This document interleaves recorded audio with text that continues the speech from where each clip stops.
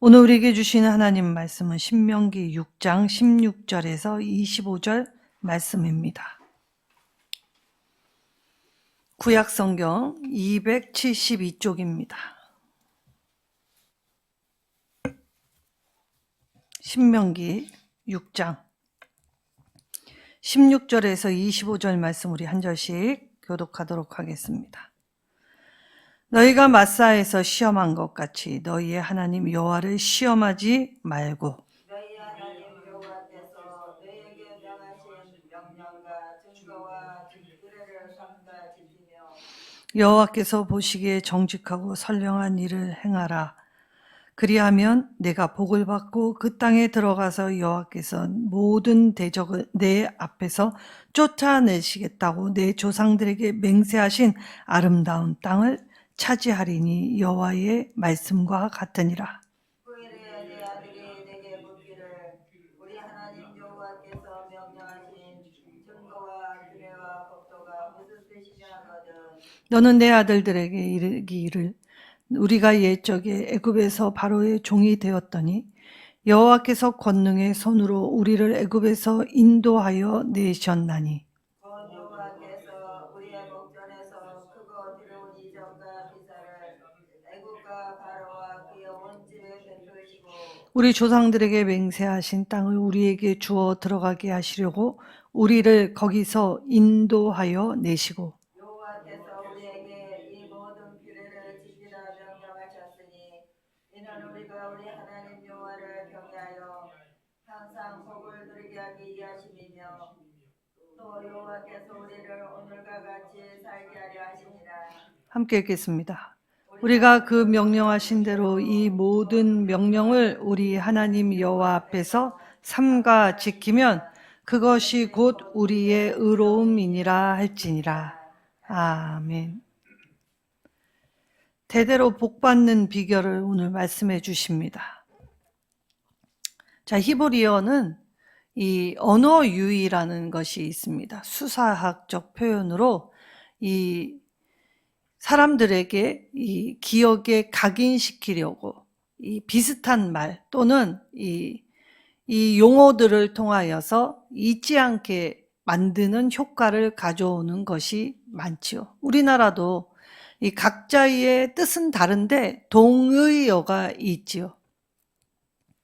자, 오늘 모세는 이 출애굽기 17장 마사의 사건을 가져오면서 이스라엘 백성에게 잊지 말아라 재차 강조합니다.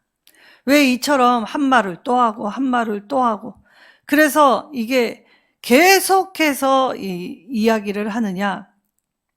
바로 이스라엘 자손들이 하나님의 은혜를 손쉽게 저버렸기 때문입니다. 그리고 쉽게 잃어버렸기 때문이지요.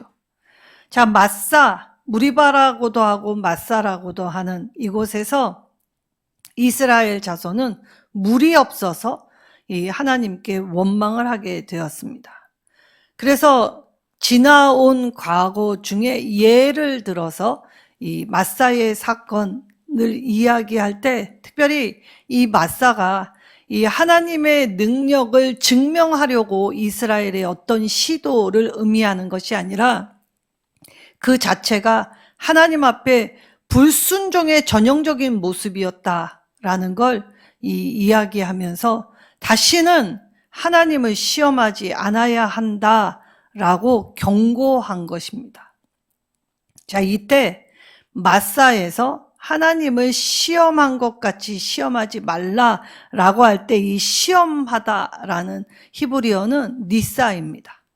그러니까 이 히브리어의 자녀들은 마사와 니사를 연결해서 하나님 앞에 이 원망불평한 불순종은 곧 하나님을 시험하는 일이구나 라고 아이들에게 가르쳤고 또 아이들은 이 말씀의 이 단어들을 통하여서 하나님은 절대 시험하면 안 되는 분으로 이 인식을 하였을 것이지요.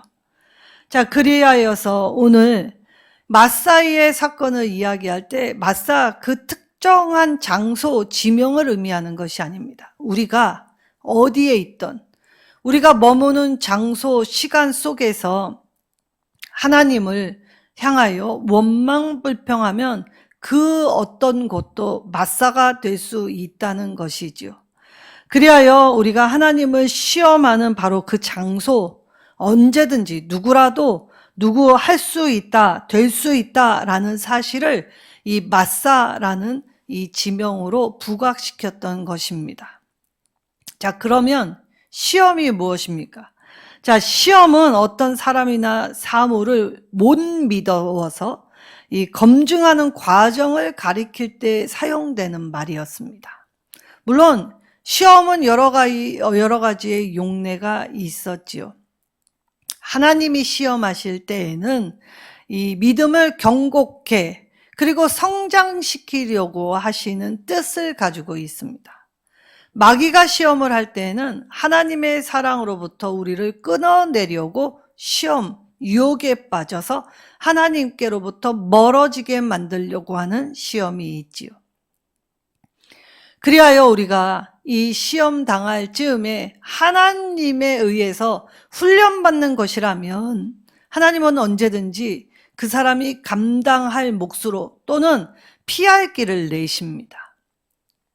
그러니 오늘 이스라엘이 이 광야에 거의 다 다다랐을 때에 이제 이 약속의 땅이 가나안이 코앞에 왔을 때에 이 시험으로 말미암아 뼈아픈 후회와 이 뒤늦은 애통함과 애곡이 있게 되었지요. 그래서 광야의 1세대들은 가나안 땅에 못 들어갑니다. 그리고 여기 지도자였던 모세도 이 마사에서 자신의 분노로 인하여 감정을 조절하지 않고 하나님의 영광을 드러내지 않았기 때문에 모세 자신도 가나안 땅에 들어갈 수 없었지요.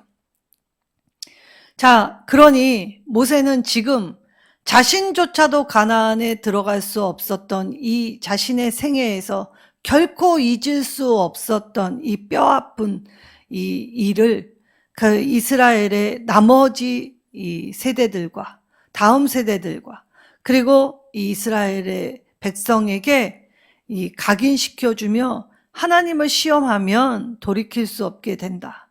이것은 계속 강조해도 부족함이 없다라고 하였던 것입니다. 자, 그럴 때 오늘 모세는 계속해서 하나님을 배반하는 행위, 우리의 작은 불평불만, 원망, 염려, 불안, 두려움 이것으로 시작된다라고 알려주었지요. 자, 배반에 쓴 역사는 어떤 큰 일, 계기가 있어서가 아닙니다. 우리의 작은 일, 우리가 습관들이고 간과했던 그 극히 미비한 일이 결국 나와 하나님 사이를 멀어지게 할 뿐만이 아니라 내 믿음의 집을 손쉽게 헐어버리는 일이 되었지요. 그리하여 마실 물을 공급을 받기 위함이었는데 이스라엘 자손들은 하나님이 자신들과 함께 계신지 궁금하다. 그래서 하나님이 계신 징표로서 기적을 요구하였습니다. 오늘날 저와 여러분의 신앙생활에도 이 이스라엘 백성들처럼 하나님이 내게 일하시는지, 하나님이 나와 함께 하시는지 하나님의 기적을 봐야 믿겠다라는 어리석은 행보를 멈추어야 합니다. 하나님은 우리와 항상 함께 하신다. 임마누엘, 그리고 우리를 구원하신 예수의 이름으로 성령의 기름 부으심을 통해 성별되고 구별하여 그리스도께서 저와 여러분을 이 성령의 충만함을 통해 붙잡아 주셨지요. 이건 의심할 필요도 없는 일입니다. 예수의 영을 만민에게 다 부어 주셨지요. 그런데도 이 이스라엘은 항상 하나님의 일하심을 목도하였고 하나님의 살아계심을 곳곳에서 그리고 자신의 삶에서 확실하게 알았음에도 불구하고 매번 작은 일 그리고 하나님이 하신 은혜에 감사하기보다 내가 미처 가지지 않은 그 작은 하나를 더 가지려고 하나님 앞에 불평불만을 했다는 것입니다. 그래서 우리 신앙은 돌아보아야 합니다. 우리가 머무는 그 장소가 특별한 장소에서만의 경건이 아니라 우리의 평범한 일상생활, 누구도 나를 돌아보지 않는 그 시간 속, 가정 속, 일터 속에서의 내 진짜 모습이 하나님을 경외하는 자로서 반드시 깨끗하고 정결하고 성실하게 서야 한다고 얘기하였지요. 사람의 어떤 행동과 어떤 이론과 사상과 철학을 가지고 하나님을 시험할 수 없습니다. 하나님의 하실 일을 인간이 어떻게 다 알 수 있겠습니까?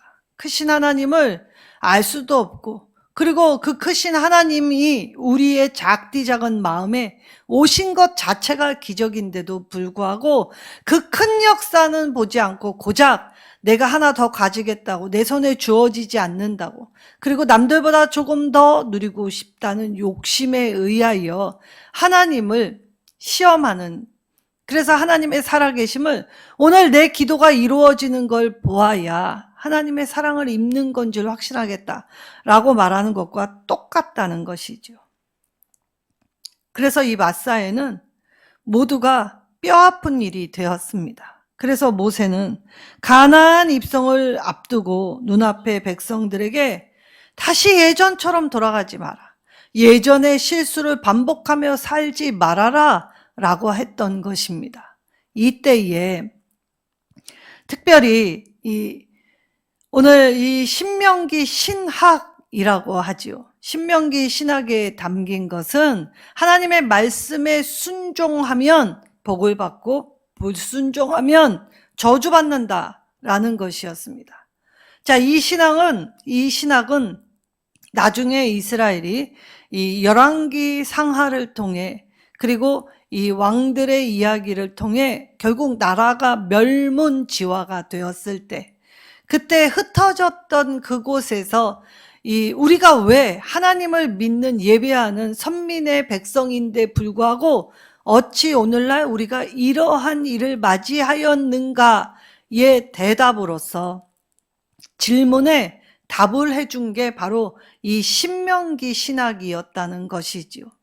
왜 이런 일을 맞았나 곰곰이 잠잠히 돌이켜 보니까 우리가 하나님의 말씀에 순종하지 않아서였다라는 걸 빼앗기고 나서, 자유를 잃고 나서, 그리고 유리방황하고 억눌린 다시 애굽보다 더 강한 바벨론, 아수르, 페르시아에 의하여 짓밟힘 당할 때에 그제야 비로소 우리가 무엇을 진짜 놓친 것인가를 깨닫게 되었다는 것이지요.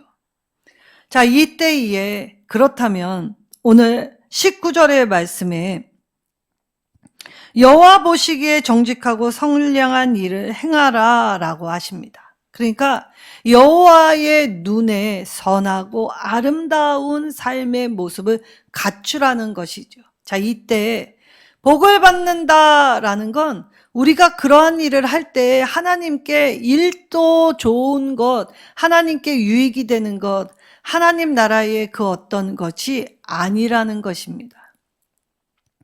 자, 우리가 하나님의 눈에 의와 선을 행하면 누구에게 좋은 거냐면 하나님께 좋은 게 아니라 바로 나 자신에게 좋은 거라고 하십니다. 왜냐, 19절에 그렇게 선량한 일을 행하면 내가 복을 받는다라고 하셨기 때문입니다. 그러니까 하나님이 오늘 하나님의 율법을 주셔서 우리에게 율법을 따라서 이 땅의 삶을 살 때 교훈과 율례와, 그리고 이 하나님의 증거와 규례, 이런 것들을 삼가 지키는 것은 바로 나 자신의 유익을 위해 주셨다는 것이지요. 그러니까 우리가 하나님의 말씀을 들으면서 하나님의 말씀은 너무 버거워, 하나님의 말씀은 나를 너무 옥조여와, 하나님의 말씀으로 살라는 건 너무나 힘에 겨워 라고 하는 자체가 불순종의 원형이라는 것입니다. 그리하여 오늘 이스라엘 백성들은, 특별히 부모가 자녀에게 이 인생이 물어야 할 질문에 답을 해주라라고 했던 것이죠. 후손들에게 전해 주어야 할 하나님의 말씀을 가르치라고 20절에서 25절에 이야기합니다. 자, 후일에 내 아들이 내게 묻건을 20절에 말씀하시죠. 이때에 이 내 아들이 내게 묻기를 이라는 이 단어 앞에 히브리어 키가 붙어 있습니다. 자, 이 키라는 단어를 이 문장 앞에 둔 건 바로 시간을 나타내는 부사구로서 뭐뭐를 할 때를 뜻하기도 하고 강조를 나타날 때 이 부사어로서 진실로라는 뜻을 가지고 있습니다. 그러니까 진실로 내 아들이 내게 묻거든. 그러면 부모는 하나님의 말씀을 가르쳐 줘야 할 책임이 있다는 것이지요. 말씀의 핵심은 하나님을 시험하지 말라였습니다. 그러나 여기에 하나님을 시험하지 말라 안에는 자녀 교육의 중요성을 담아두셨지요. 그러니까 부모는 자신도 잘 믿을 뿐만이 아니라 자녀도 믿음의 사람이 될 수 있도록 가르쳐야 할 책임이 있다는 것입니다. 그래서 부모는 대답을 하고 가르쳐 줄 내용을 자녀에게 잘 전달해야 하지요.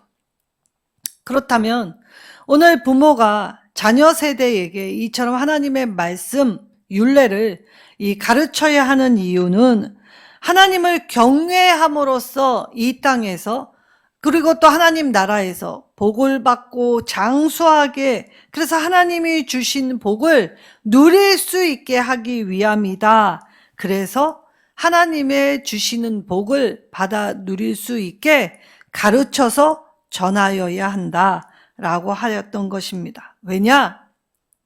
이스라엘은 하나님의 은혜를 전적으로 받은 민족입니다. 자, 이스라엘이 오늘 가나안 땅에 입성하고 그 가나안 땅을 이스라엘 민족에게 주신 이유는 이스라엘이 강한 군대를 소유해서도 아니고 유달리 똑똑해서도 아니고 자신들이 가지고 있는 어떠한 재능과 은사와 달란트가 많아서가 아니었다는 것이죠. 오로지 하나님의 은혜로 의해 하나님이 이스라엘 손에 원수를 넘겨주셨기 때문에 타당하고 가능한 일이 되었다는 것입니다. 그래서 이스라엘은 가나안 땅을 차지할 수 있게 되었지요. 자, 그렇다면 하나님의 은혜를 망각한다면 은혜 때문에 가나안 땅을 차지하게 해주셨는데 정작 그 은혜를 주신 하나님을 잃어버린다면 신자에게는 그게 그 자체로 아주 치명적인 위협이 될 수 있다. 그래서 앞으로 들어갈 가나안 땅에 이러한 치명적인 위험을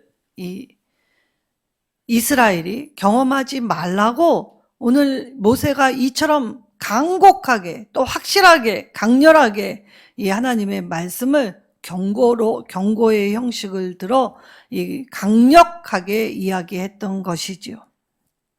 자, 그러면 하나님의 주신 풍요를 누리면서 정작 하나님을 잊어버리는 거. 하나님, 이 일이 잘 되면 내가 하나님을 위하여 이렇게 살겠습니다. 하나님께 이것을 드리겠습니다. 라고 얘기해 놓고 언제 그랬냐는 듯 내가 잘해서 받은 것인 양 착각하여 하나님은 오간데 없이 내가 이것을 받는 건 내가 하나님께 잘해서이다. 그래서 선민의식으로 무장하여 아무 공로 없었던 자신에게 주신 하나님의 은혜를 망각하여 하나님 앞에 배은망덕한 행위로 살아가는 자체는 구원받은 성도들이 해서는 안 될 모습이지요. 그래서 구원받을 성도들이 오늘 이스라엘 민족들이 자신들의 가슴에 새겨놓고 기억해야 하는 것은 하나님의 은혜. 그래서 가나안 땅에서 하나님을 잊어버리고 하나님께 오만방자하게 그리고 다른 신을 섬기는 무도한 행위를 방지하기 위해 예방의 차원으로서 모세가 이처럼 강력하게 이야기했던 것이지요. 그럼 가나안 정복은 하나님의 은혜로 말미암고 그 가나안에서 정착해서 하나님이 주시는 것을 받아 누리게 될 때 하나도 내 힘과 능력으로 된 것이 아니라 그저 하나님의 말씀을 따라서 온전히 행했더니 하나님이 나에게 주신 것입니다. 그래서 이 땅의 것은 내 것이 하나도 없습니다. 라고 고백해야 한다는 것입니다.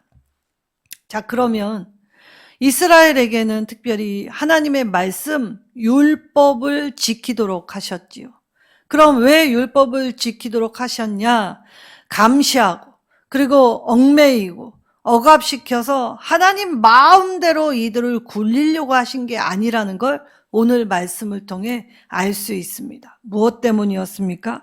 율법을 통해 언약의 목적이 주어진 것은 하나님이 복받게 하기 위해, 복받는 비결을 주시기 위해, 그래서 우리가 이 땅에서 진짜 복받는 길이 무엇이냐라고 할 때 하나님을 믿는 태도, 자세를 갖추게 되면 그 자체로 복이 있는 인생이다 라고 하셨던 것이죠. 그래서 시편 1편 1절에 복이 있는 사람은 이라고 얘기하며 주야로 여호와의 말씀을 묵상하고 그 말씀 따라 사는 삶이다 라고 하셨던 것입니다. 그것이 하나님이 인생에게 주신 지혜이지요.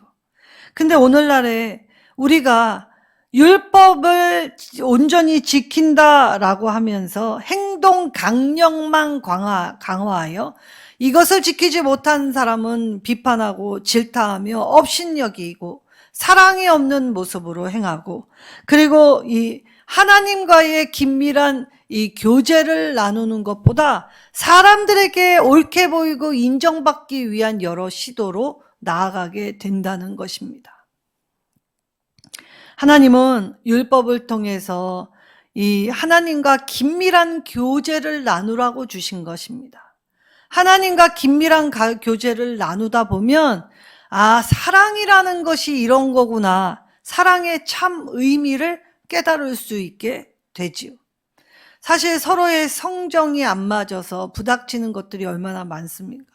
근데 그 기저에 깔린 사랑의 마음들이 그 허물들을 결국 덮고, 그리고 분열과 다툼에서 화해와 화목, 평화와 평등으로 나아가는 것이지요. 그래서 하나님은 율법을 통해 하나님과 소통하는 삶, 발음의 삶, 그 태도를 갖추라. 그리고 그것을 지키어 행할 때에 하나님과 긴밀하게, 그래서 하나님을 사랑하는 자, 바른 말씀에 근거한 바른 신앙인이 될 수 있게 하신다는 것입니다. 하나님은 항상 우리를 향한 계획을 가지고 계십니다. 그래서 하나님을 미쁘신 주님이라고 하죠. 하나님은 이 계획대로 행하시고, 그리고 이 계획을 이루실 때 한 번도 게으르거나 미루거나, 그리고 사람을 가리시지 않고 다 동일한 주의 사랑과 은혜를 입게 하셨다는 것입니다. 자, 그러면 하나님이 우리 한 사람 한 사람의 계획을 가지고 계시기 때문에 우리가 하나님의 일을 감당할 때, 하나님의 사명을 감당할 때 필요한 것은 하나님이 공급해 주시지요. 그러니까 우리가 마실 물이 없어서 지금 내가 죽겠다라고 불평할 것이 아니라, 마실 물이 없다 할 때에도 하나님은 마실 물을 주실 것이다 믿고, 그리고 하나님의 방법을 조금 인내하고 기다려 하나님의 말씀 앞에 순종하고 신실함을 가지고 하나님께 반응하라고 하셨던 것이지요. 그래서 하나님 말씀을 똑바로 알고 지키면 하나님의 은혜의 빛은 항상 미쁘시게 어제나 오늘이나 동일하게 우리에게 부어주시는 것입니다. 자, 창세기에는 10개의 톨레도트, 그래서 계보, 자, 족보라고 하지만 사실 믿음의 계보가 나와 있습니다. 거기에 나온 사람들의 이름에는 세상 문명의 어떤 기호도, 그 유명한 음악가나 미술가, 예술인의 이름은 하나도 없습니다. 거기에 하나님의 계보를, 믿음의 계보를 잇는 자들은 그저 부모가 자녀에게 하나님의 말씀을 가르쳤고, 그리고 그들과 함께 사는 삶 속에서 사랑을 나누며 하나님께 예배한 자들, 세상에 아무 업적이 없다 하더라도 내가 믿는 하나님, 그 크신 하나님, 놀라우신 하나님을 자녀들에게 가르치고 알게 하여 배우고 또 확신한 바에 거하게 됐을 때에 자신의 아이들도 똑같이 아버지의 하나님이 나의 하나님이 되십니다 라고 고백했던 사람들이 다 그 믿음의 계보에 올랐다는 것입니다. 하나님은 이처럼 하나님 말씀에 순종하고 하나님 말씀 따라 양육된 자녀의 삶을 인도하시고 지켜주십니다. 그래서 우리는 하나님의 인도와 지키심으로 인하여 복받은 인생이 되게 하셨으니 우리가 이 땅에서 복을 받는 유일한 비결은 우리도 하나님의 말씀을 지켜내는 것이죠. 은혜를 잊지 않는 것이라는 것입니다. 이것이 대대로 하나님께 복받는 유일한 비결입니다. 하나님은 저와 여러분의 연약함을 다 아십니다. 필요도 아시지요. 그래서 우리가 하나님을 시험하지 않고 우리의 인생에서 하나님의 오래 참으심 앞에서 하나님의 뜻이 무엇일까 우리도 의미를 되새기며 인생을 살아가라 하십니다. 그래서 의미요법이라는 것이 있죠. 내가 생각한 것보다 더 크신 하나님, 내게 주신 것을 오직 하나님의 은혜라 생각한다면 오늘 내가 눈으로 보고 내가 필요한 것을 아뢰는 것이 아니라 믿음, 오히려 이 일을 통하여 이 어려움을 통하여 잠시 오는 고난이라 하여도 하나님 앞에 믿음으로 자라가라 라고 하시지요. 시험과 원망을 이기려면 어떻게 해야 합니까? 오늘 말씀에 바로 에베소서 4장 13절 올해 우리 교회에게 주신 표와 같습니다. 그리스도의 장성한 분량으로 자라나면 시험과 유혹을 물리칠 수 있게 되지요. 그리고 우리의 입술에선 원망과 불평과 두려움이 떠나가게 됩니다. 그럴 때 주님이 주시는 십자가의 승리를 맛볼 수 있게 되죠. 하나님은 저와 여러분의 2025년에 믿음의 장성한 분량까지 자라나게 하십니다. 그 어떤 것도 우리의 삶에 맞사가 되지 않게 하시려. 그래서 하나님을 시험하지 않고 하나님을 신뢰하는 사람이 되게 하시려 하나님은 저와 여러분에게 복을 받을 수 있는 주의 자녀로 부르셨지요. 오늘 주님의 자녀로서 배우기에 힘쓰고 애쓰는 저와 여러분 되시기를 소망합니다.